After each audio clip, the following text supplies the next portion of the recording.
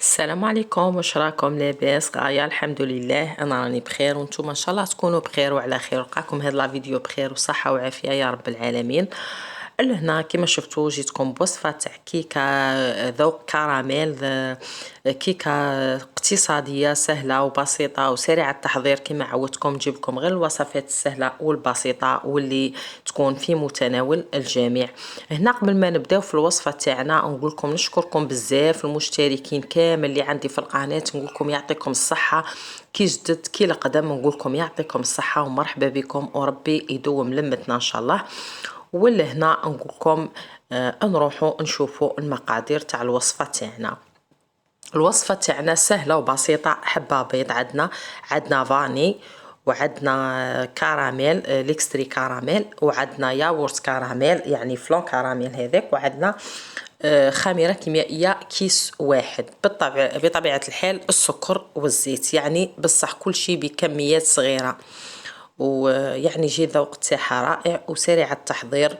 وبالنسبه هاد الكيكه للناس اللي تحب الكراميل، انا من عشاق الكراميل والفاني في كل شيء، في الماكله، ما في لي بارفان، في لي جيل دوش، نحب حاجه فيها الكراميل موت عفوا الفاني.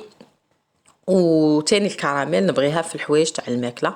هنا كما شفتوا كسرت الحبه تاع البيض، حطيت عليها 2 مغارف فقط تاع سكر. قلت لكم وصفه اقتصاديه بزاف.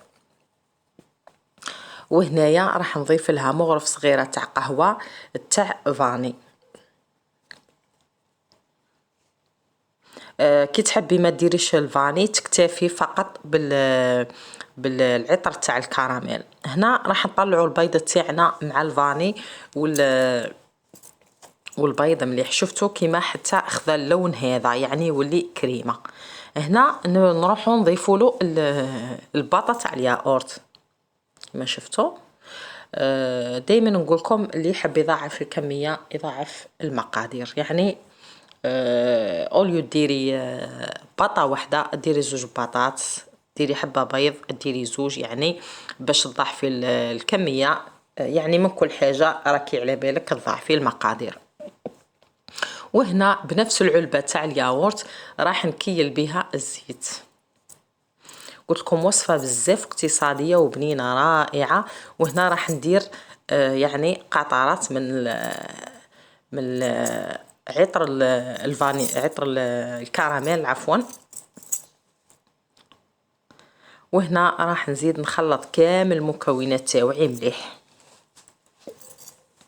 لهنا شوفوا اللون اللي خذاته.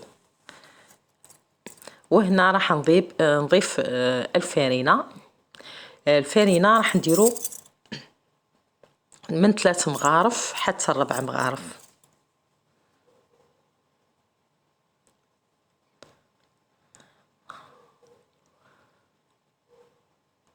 لهنا كما شفتوا درت 3 مغارف معمرين، والرابعه درتها ممسوحه، وتقدري تكتفي ب3 مغارف. هنا ضفت فوق الفارينه تاعي كيس الخميره الكيميائيه.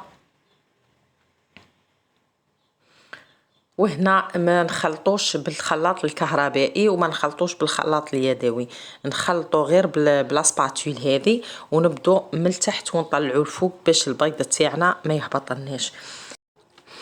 ولا هنا تخلطي من التحت للفوق كما قلت لكم كي شغل راكي تخلطي في الجينواز هكا باش البيض ما يطيحش. وهنايا كنت حطيت ورقه الطهي في المول هذا وفرغتها فيه. وهنا كنت مشعله الفرن تاعي على 180 درجه. هنا بعد ما طيب ولا هنا نحطو بعد ما طيبتها كنت شعلت الفرن تاعي على 180 درجه.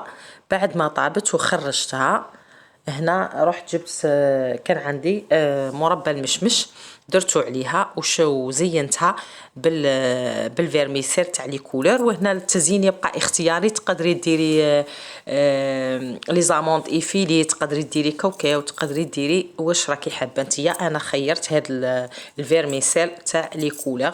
هنا شوفوا الشكل النهائي تاعها يجي شباب بزاف. هنا ما بقى لي غير نقول لكم تهلاو في رواحكم الى فيديو جديد ان شاء الله. سلام.